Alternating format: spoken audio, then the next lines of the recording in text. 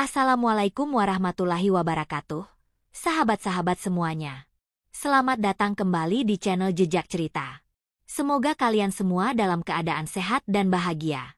Pada video kali ini, kita akan membahas cerita yang tidak hanya menarik, tapi juga penuh dengan pesan mendalam tentang kisah Mayor Teddy yang mendapatkan pesan misterius dari Nyi Roro Kidul. Jadi, pastikan kalian nonton sampai habis dan jangan lupa untuk like, subscribe, serta aktifkan notifikasi agar tidak ketinggalan konten-konten menarik lainnya. Di suatu malam yang gelap gulita, ombak laut selatan menghantam pantai dengan irama yang memukau sekaligus menakutkan. Di sebuah pangkalan militer yang menghadap langsung ke laut, Mayor Teddy, seorang pria berusia pertengahan 30-an dengan tubuh tegap dan raut wajah tegas, duduk di kantornya yang remang.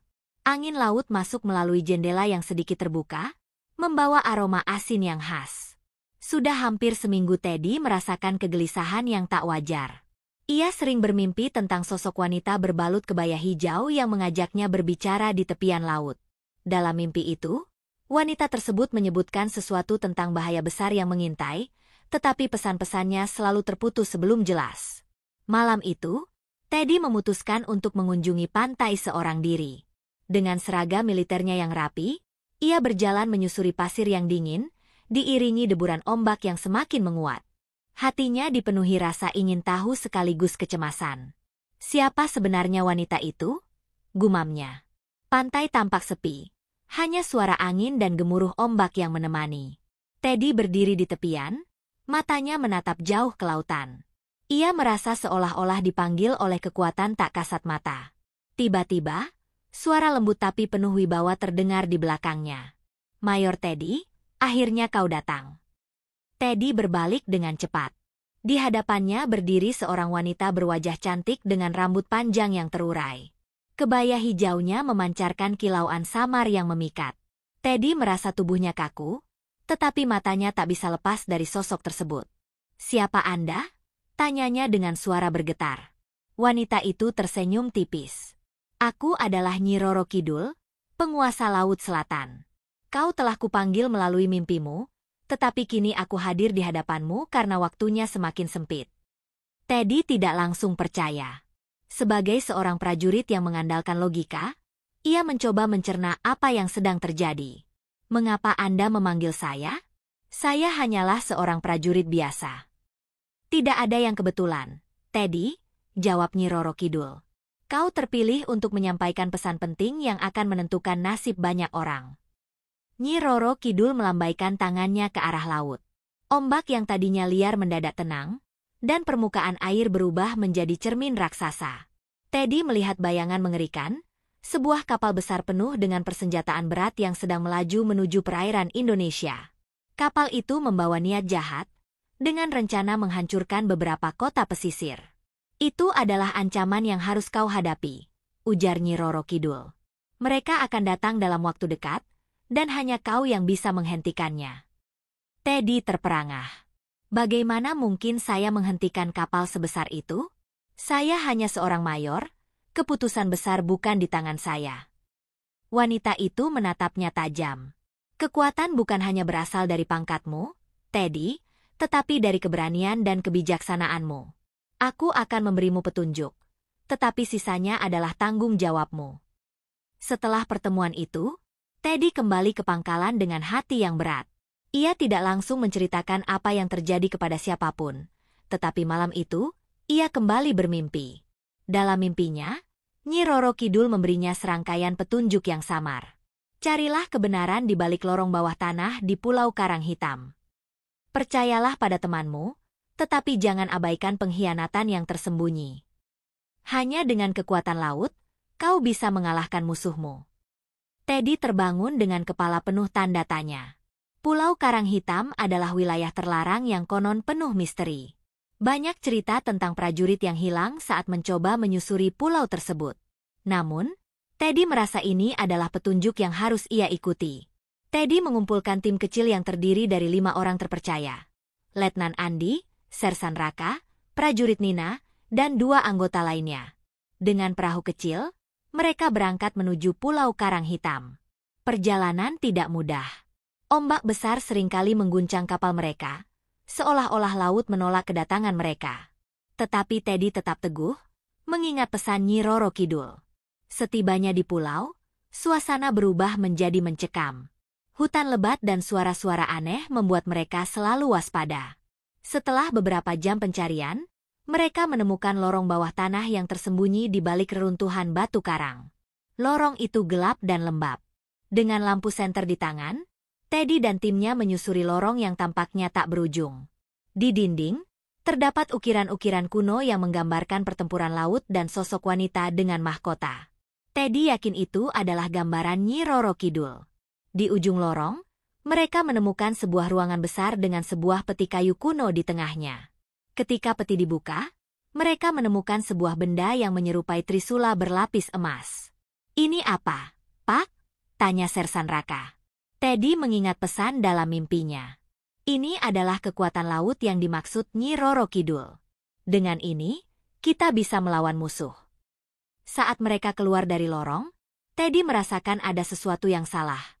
Letnan Andi, yang selama ini dianggapnya sebagai teman dekat, tiba-tiba menodongkan senjata ke arah mereka. "Maaf, Teddy. Aku punya rencana sendiri," ujar Andi dingin. Teddy terkejut. "Kau pengkhianat?" Andi tersenyum sinis. "Aku sudah lama bekerja untuk mereka. Aku akan menyerahkan trisula ini, dan aku akan mendapatkan kekayaan yang tak terhitung." Namun, sebelum Andi sempat mengambil trisula itu, ombak besar muncul entah dari mana, menyeretnya ke laut. Teddy melihat sosok Nyi Roro Kidul melayang di atas air, menatapnya dengan penuh keyakinan.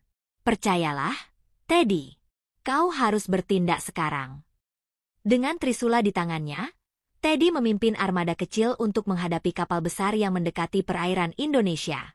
Ketika kapal musuh mulai menyerang, trisula tersebut memancarkan cahaya terang yang memanggil kekuatan laut.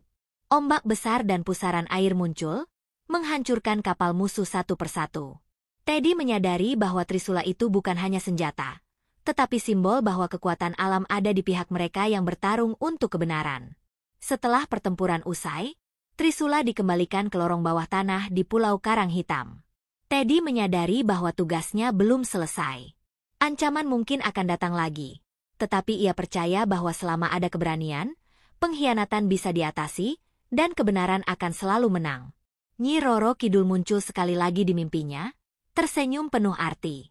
"Kau telah memenuhi takdirmu, Teddy. Laut Selatan akan selalu bersamamu." Dengan hati yang tenang, Teddy melanjutkan hidupnya sebagai prajurit yang bukan hanya menjaga negeri, tetapi juga warisan mistis yang telah dipercayakan kepadanya. Setelah kejadian itu, kehidupan Mayor Teddy kembali seperti semula, setidaknya di permukaan.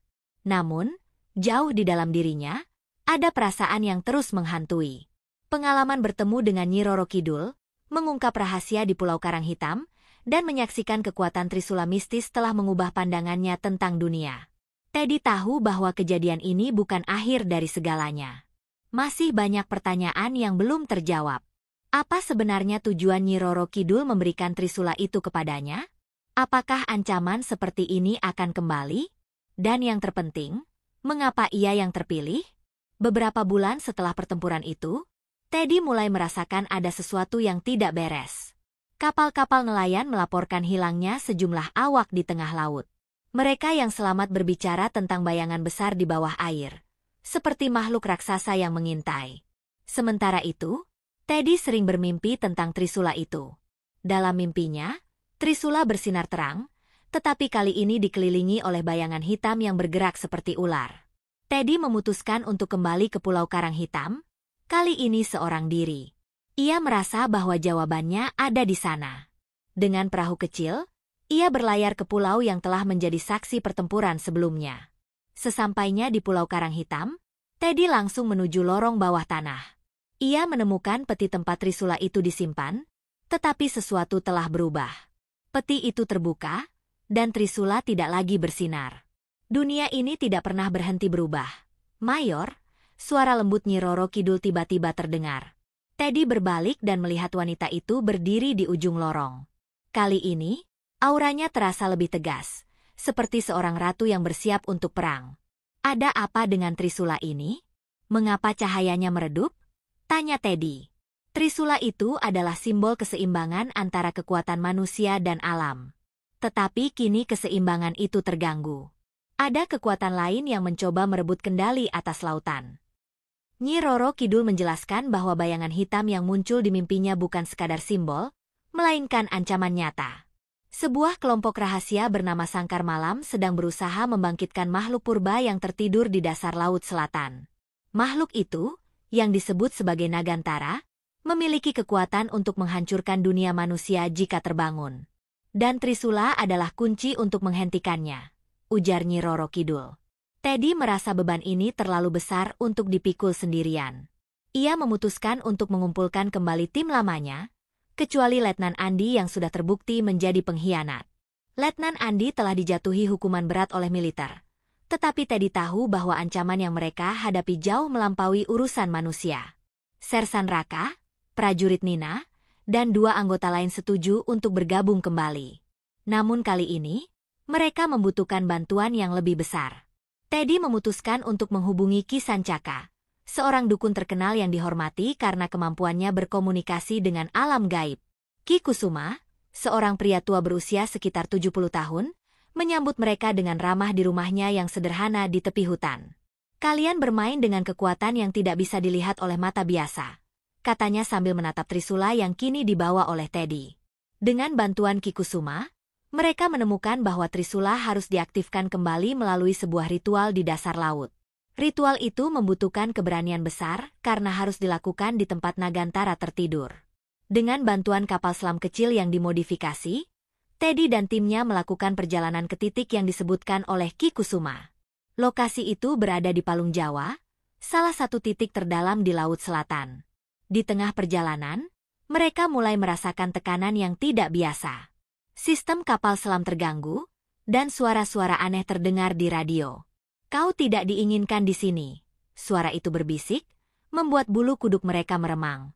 Namun Teddy tetap teguh. Ia memegang Trisula erat-erat, mengingatkan dirinya pada pesan Nyi Roro Kidul.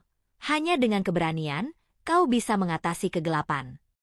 Saat mereka mencapai dasar laut, mereka menemukan sebuah gerbang besar yang terbuat dari batu hitam. Ukirannya menggambarkan Nagantara, seekor naga raksasa dengan mata yang menyala. Ki Kusuma memimpin ritual, sementara Teddy dan timnya berjaga-jaga. Namun, sebelum ritual selesai, bayangan hitam mulai muncul dari kegelapan laut. Makhluk-makhluk kecil berbentuk seperti belut raksasa menyerang mereka, mencoba menghentikan ritual. Teddy menggunakan Trisula untuk melindungi Ki Sancaka. Setiap kali Trisula menyentuh makhluk-makhluk itu, mereka lenyap seperti asap. Namun, semakin banyak makhluk yang datang, seolah-olah Nagantara sendiri sedang bangkit. Mayor, cepat. Aku butuh waktu sedikit lagi, teriak Ki Sancaka. Teddy menyadari bahwa ia harus mengulur waktu. Dengan keberanian yang luar biasa, ia melangkah maju dan mengarahkan Trisula ke gerbang.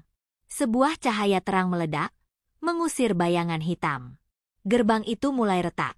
Tetapi Ki Sancaka berhasil menyelesaikan ritualnya tepat waktu. Suara gemuruh terdengar, dan Nagantara kembali tertidur. Laut kembali tenang. Misi itu membawa perubahan besar bagi Teddy dan timnya. Mereka kini dianggap sebagai pelindung Laut Selatan, meskipun apa yang mereka alami tidak pernah diungkapkan secara resmi.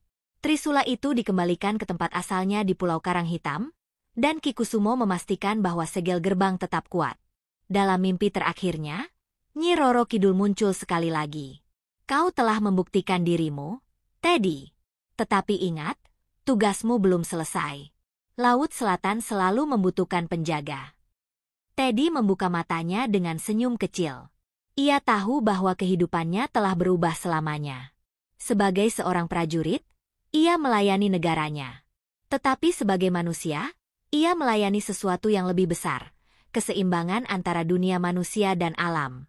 Dengan persiapan yang matang dan bantuan dari Ki Kusuma, Teddy dan timnya akhirnya tiba di titik yang telah ditentukan. Palung Jawa, yang terkenal sebagai salah satu titik terdalam di Laut Selatan. Kapal selam yang mereka gunakan sekarang semakin dekat ke dasar laut yang gelap dan misterius. Namun, tekanan yang mereka rasakan semakin berat. Bunyi gemuruh dari dasar laut membuat suasana semakin mencekam, seolah-olah alam semesta menolak kedatangan mereka. Ki Kusuma duduk dengan tenang di tengah kapal selam, memulai mantra yang akan memandu mereka menuju tempat yang sangat berbahaya. Kekuatan laut ini sangat kuno, Teddy, Ki Kusuma berkata dengan suara pelan namun penuh wibawa. Nagantara adalah makhluk purba yang telah lama terpendam di kedalaman. Kita hanya dapat mengalahkannya dengan menyatukan kekuatan manusia dan alam. Teddy mengangguk, merasakan beban tanggung jawab yang semakin berat. Tetapi ia tahu, jika mereka gagal, bukan hanya Indonesia yang terancam, tetapi seluruh dunia. Saat mereka mencapai kedalaman yang sangat dalam, sebuah gerbang batu besar muncul di depan mereka. Ukiran-ukiran misterius terlihat jelas, menggambarkan tubuh naga besar dengan mata yang menyala. Teddy bisa merasakan aura gelap yang mengelilingi gerbang itu. Ini adalah gerbang yang menghubungkan dunia kita dengan dunia Nagantara, ujar Ki Kusuma. Hanya dengan trisula ini kita bisa membuka dan menutupnya.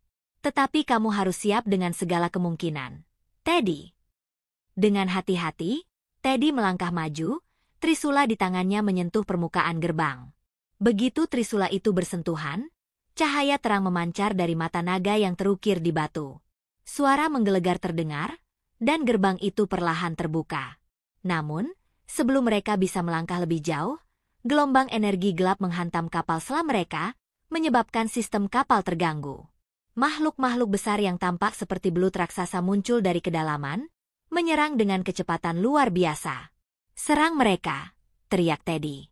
Prajurit Nina dan Sersan Raka segera menembakkan senjata mereka, sementara Ki Kusuma melantunkan mantra untuk mengusir makhluk-makhluk itu. Namun, semakin mereka melawan, semakin banyak makhluk yang datang. Nagantara semakin mendekat. Nagantara, makhluk naga purba yang sudah tertidur ribuan tahun, akhirnya terbangun sepenuhnya. Tubuhnya yang besar menembus air laut, dengan sisiknya yang berkilau seperti batu permata. Mata merah menyala memancarkan kekuatan yang luar biasa. Gelombang besar dihasilkan dari gerakannya, mengguncang kapal selam dan membuat tim hampir kehilangan kendali. Teddy, seru Ki Kusuma, suaranya penuh ketegasan. Hanya kamu yang bisa mengaktifkan trisula itu. Gunakan kekuatan laut. Teddy tidak punya pilihan. Ia mengangkat trisula dengan kedua tangannya, dan cahaya terang mulai memancar keluar. Dalam sekejap, ombak besar dan angin kencang menyelimuti tubuh Nagantara. Tetapi makhluk itu tidak mudah dikalahkan. Dengan kekuatan yang luar biasa, ia menyemburkan api laut yang menghanguskan segala sesuatu di sekitarnya. Teddy merasakan tubuhnya hampir kehilangan keseimbangan. Tidak cukup hanya dengan trisula, pikirnya. Aku harus memanggil kekuatan yang lebih besar. Teddy memejamkan mata dan memusatkan pikirannya. Ia mulai mengingat kembali semua yang diajarkan oleh Nyi Roro Kidul. Laut bukan hanya tentang air, ombak, dan ikan. Laut adalah kekuatan yang lebih dalam, lebih purba, yang melibatkan elemen bumi, udara, dan api. Semua itu saling terkait. Teddy berteriak dengan penuh keyakinan. Kekuatan laut, aku memanggilmu. Aku memanggil kekuatan alam untuk menjaga keseimbangan. Trisula itu menyala semakin terang, dan dari dalam lautan, suara Nyi Roro Kidul terdengar di telinganya. Kau bukan hanya prajurit, Teddy. Kau adalah penjaga keseimbangan. Gunakan kekuatanmu dengan bijak. Teddy mengangkat trisula tinggi-tinggi, dan seketika itu juga, ombak besar datang dari segala arah, menyelimuti tubuh Nagantara. Namun kali ini, bukan hanya ombak, tetapi seluruh lautan tampak bergerak seperti memiliki kehendaknya sendiri. Nagantara mulai terjepit di dalam pusaran air yang sangat kuat. Dengan satu gerakan terakhir, trisula yang dipegang Teddy menembus tubuh Nagantara, dan makhluk itu meraung keras sebelum tubuhnya hancur menjadi ribuan serpihan gelap yang tenggelam ke dasar laut. Setelah pertempuran yang panjang dan melelahkan, lautan kembali tenang.